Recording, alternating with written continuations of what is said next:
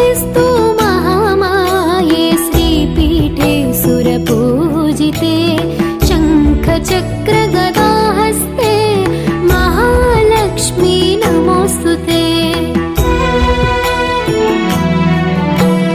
नमस्ते गरुडारूढे डोलासुर भयङ्करे सर्वपापहरे देवी महालक्ष्मी नमोस्तुते।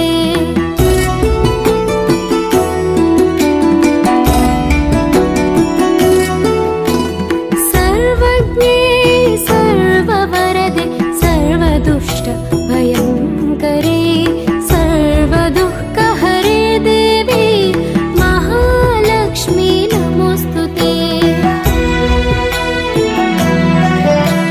सिद्धिबुद्धिप्रदे देवी भुक्तिमुक्तिप्रदायिनी मन्त्रमूर्ते सदा देवी महालक्ष्मी नमोस्तुते।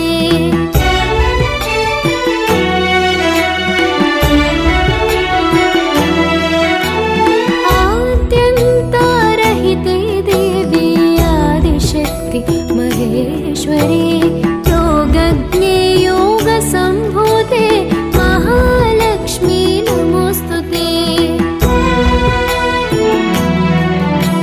स्थूलसूक्ष्मे महारौद्रे महाशक्ति महोदरे महापापहरे देवी महालक्ष्मी नमोस्तुते।